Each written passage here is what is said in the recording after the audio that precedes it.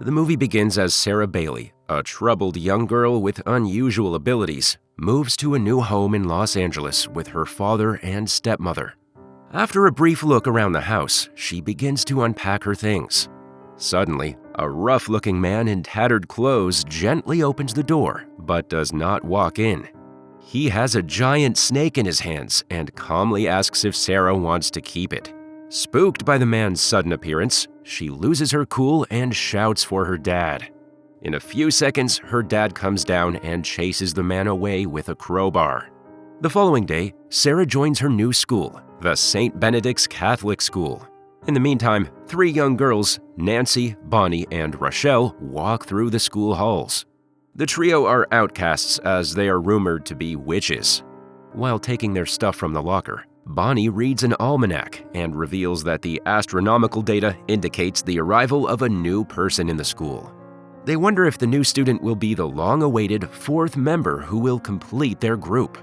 Later, in French class, Sarah fluently answers a question in French which catches the attention of a popular boy, Chris Hooker.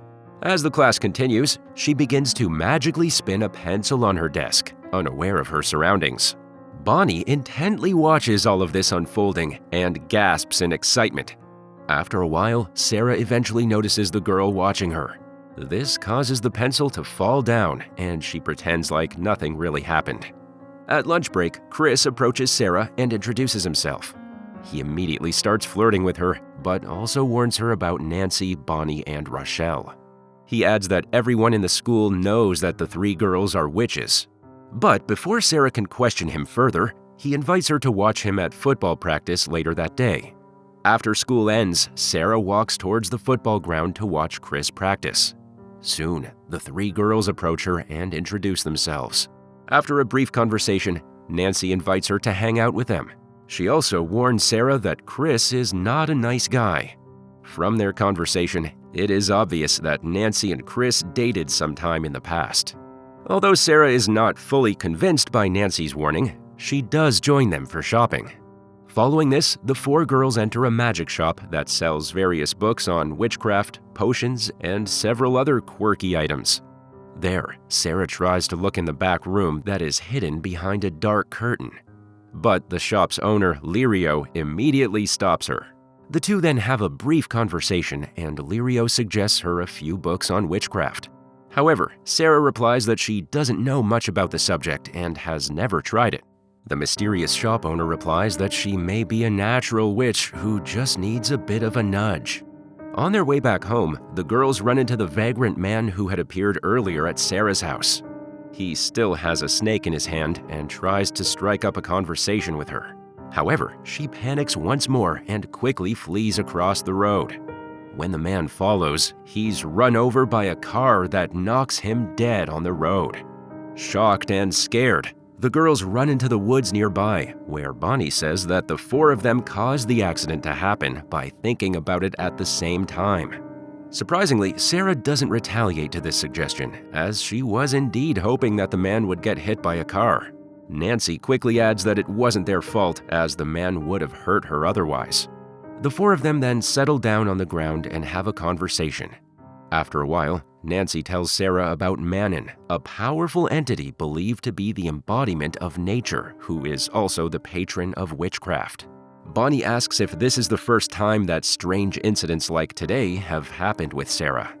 After thinking for a while, Sarah replies that she always had this unusual gift of making her thoughts come true. However, whenever she used her gift, something bad would end up happening. At this moment, it is obvious that Sarah is a witch just like the other 3 girls. Following this, Nancy reveals that upon invoking Manon, they can get powers which can make everything better in their lives. Slightly freaked out, Sarah says nothing makes everything better and leaves. She then meets Chris the same night near an abandoned warehouse. There, they share a kiss and he invites her to his house, but she refuses and heads home. The next day at school, the girls inform Sarah that Chris has been spreading rumors that he slept with her and that she was terrible in bed. Enraged, Sarah confronts him in front of his friends. To her surprise, Chris continues the false act and says he doesn't want to go out with her again, even calling her pathetic. His friends also mock her, prompting her to run away from there. Elsewhere in the school, Rochelle is at swimming practice with other girls. She's about to dive when a student named Laura shouts to distract her. This causes her to fall flat on the water's surface. Later, while changing, Rochelle asks her why she's doing this. To her surprise, Laura says she doesn't like black people and walks off. In the meantime, Bonnie visits a local hospital with her mother. She intends to get a new treatment procedure for all the burn scars on her back. Although the doctor doesn't guarantee that the procedure will fully heal her, Bonnie decides to go ahead with it. That night, Nancy walks to her trailer park home where her mother and stepfather argue about the power outage. She is miserable with the lack of money in her family, but cannot do anything to better the situation. The next day, Sarah, Nancy, Bonnie, and Rochelle go to the woods nearby and cast a spell. They each prick their fingers into a cup and drink the concoction of wine and blood. Afterwards, Rochelle wishes for revenge on Laura, while Sarah wishes that Chris would fall in love with her. On the other hand, Bonnie wishes that she would become attractive, and Nancy wishes for the power to change her economic status. Suddenly, multiple butterflies appear where the girls are sitting, showing that their patron Manon is listening to them. Later at school, each of their spells takes effect one by one. All of a sudden, Chris becomes enamored with Sarah and confesses his love for her. At lunchtime, Sarah steals a strand of hair from Laura and secretly casts another spell. That night, Rochelle notices a picture of a woman on Sarah's desk and asks who she is. Sarah replies that it's her mother in the photo. It is then revealed that Sarah struggled with depression, serious enough to drive her to attempt suicide. Her depression was caused because she blamed herself for her mother's death during childbirth. On the other hand, Bonnie begs Manon to take her scars away. The next day at swimming practice, Laura takes off her cap and notices that all of her hair is falling out. Bolstered by this, Rochelle dives off the board perfectly, impressing her instructor. Meanwhile, Bonnie is at the hospital with her mother for follow-up. The doctor checks her scars, and everyone is shocked to find that they have completely healed. Later, she shows up to class extremely confident while everyone checks her out. That night at Nancy's home, her stepfather argues with her mother and is about to hurt her when Nancy screams at him. This causes the stove to catch fire, and almost immediately, her stepfather collapses due to a heart attack. He soon passes away on the way to the hospital. The very next day, a lawyer visits Nancy and her mother and tells them that he has a life insurance policy. Because of this, they will receive $175,000, which they use to move out of the trailer park and get a new apartment. A few days later, Sarah, Bonnie, and Rochelle visit Nancy's new apartment. There, they cast a glamour, a spell with the ability to change the appearance of oneself and others. A few weeks pass, and the girls go to the beach, where they stand in a circle and attempt to cast a spell to invoke the spirit of Manon. After a while, a huge storm gathers around them, and Nancy is struck by lightning, which knocks all four of them unconscious. They wake up in the morning to find Nancy walking on water.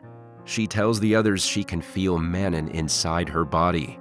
Afterwards, while driving back home, Sarah starts to question what they're doing and thinks they're taking it too far. Nancy tells her to leave the group if she's unhappy, but Sarah doesn't want to do so. A few days later, Rochelle finds Laura crying in the shower, having lost most of her hair. She begins to feel bad for her and questions herself if she's crossed the line.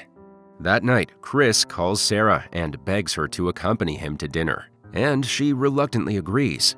However, he later drives her to a secluded spot where the two have a conversation. It's obvious that Chris is under the effect of Sarah's spell, as he simply agrees to whatever she says without even thinking. He then tries to give her a back rub, but she tells him to stop.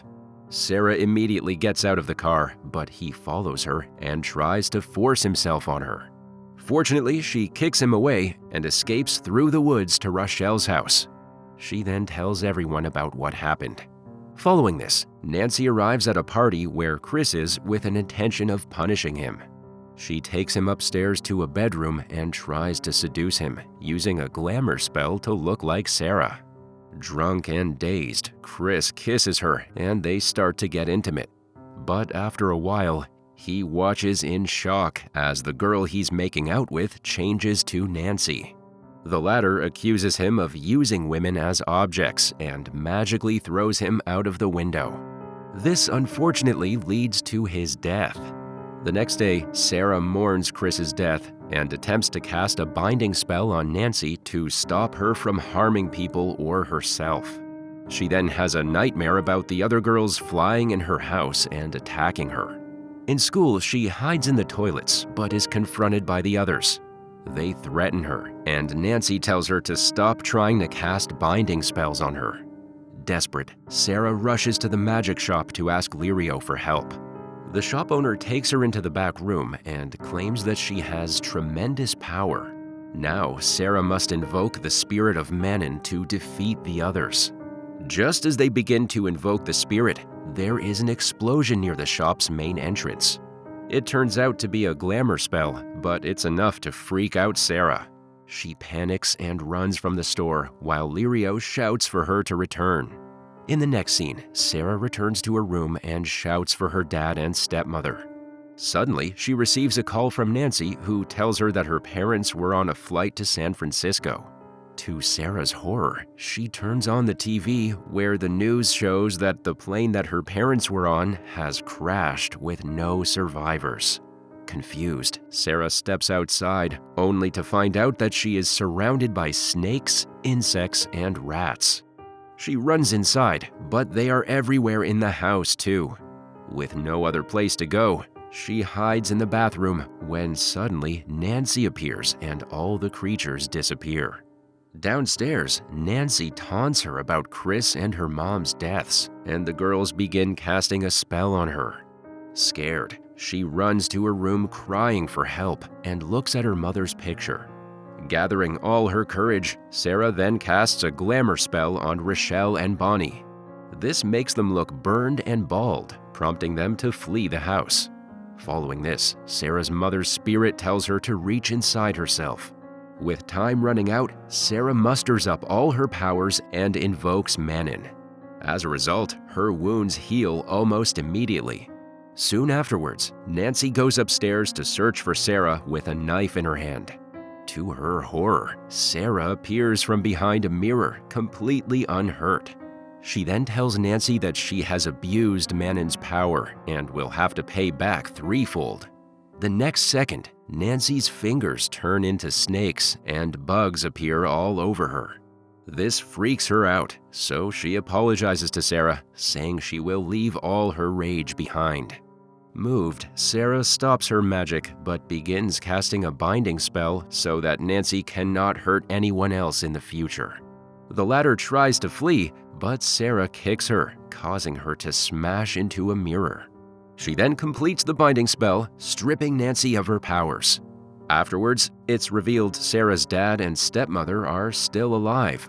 The next day, Bonnie and Rochelle, finding their powers gone, visit Sarah to attempt reconciliation.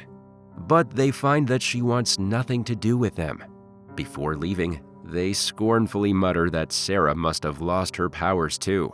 However, our heroine conjures a lightning storm and makes a tree branch nearly crush them. She ominously warns them to be careful or they'll end up like Nancy. The movie ends as we see Nancy being placed in an asylum. It appears that she has gone totally insane after losing her powers.